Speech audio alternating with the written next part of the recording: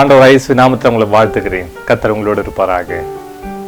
சில நாட்களுக்கு முன்பாக வாட்ஸ்அப்ல எனக்கு ஒரு மெசேஜ் வந்தது. அந்த மெசேஜில் இப்படிப்பட்ட ஒரு செய்தி போட்டிருந்தாங்க. அந்த செய்தியை படிக்கும்போது செய்தி என்னை யோசிக்க வைத்தது. கொஞ்சம் அதை கேட்கலாமா? புத்தகம் அமைதியாக இருக்கும், படித்தவன் ஆட்டம் போடுவான்.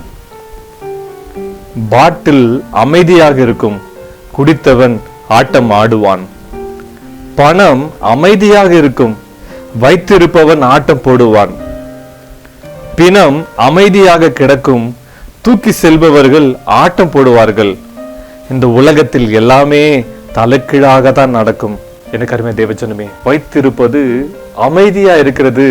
ஆனா அதை கையாளுகிறவர்கள் தங்கள் வாழ்க்கையில் எல்லாம் கிடைத்தது போல ஆட்டம் போடுகிறார்கள், கொண்டாட்டம் காட்டுகிறார்கள். அது அவர்கள் வாழ்க்கையை திசை திருப்புகிறது. இன்றைக்கு நாம் ஆட்டம் போட்டு கொண்டிருக்கிறோமா? உலக பிரகாரமான காரியங்களை ஆடிக்கொண்டிருக்கிறோமா? நிறைய பேர் கொஞ்சம் படிச்சுட்டாலே எல்லாம் தெரியும் நினைச்சுக்கிறாங்க. தங்கள் வாழ்க்கையில் கொஞ்சத்தை கொண்டு நிறைய தெரிந்தது போல தங்களை காண்பித்துக் கொடுக்கிறார்கள். வேதம் என்ன சொல்கிறது?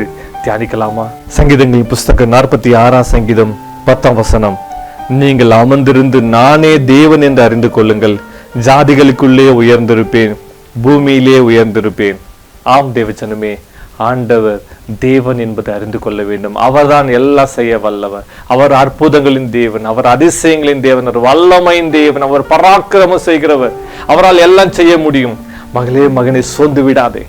உன் வாழ்க்கையில் வந்த பிரச்சனைகளை பார்த்து, போராட்டங்களை பார்த்து, கண்ணீரை பார்த்து, உன் வாழ்க்கையில் வந்த நெருக்கங்களை பார்த்து சோர்ந்து விடாதே. அவர் எல்லாம் செய்ய வல்லவர். அவர் மகத்துவமான ஆண்டவர், மகிமையான ஆண்டவர்.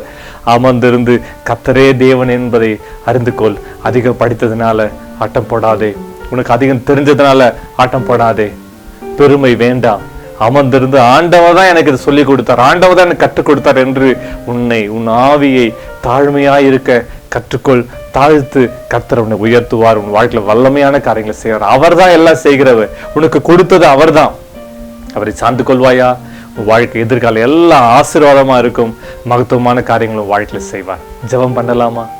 அன்பின் பரலோக பிதாவே, இயேசுவின் நாமத்தினால இந்த நாள் ஆண்டவரே, நாங்கள் வாசித்த வார்த்தையின்படி நீரே தேவன் என்பதை நாங்கள் அறிஞ்சு கொண்டு உம்மை பற்றி கொண்டு உண்மையே பின்பற்றி வர கிருபை ஸ்லாக்கியத்தை கட்டிடும்படி ஜெபிக்கிறோம்.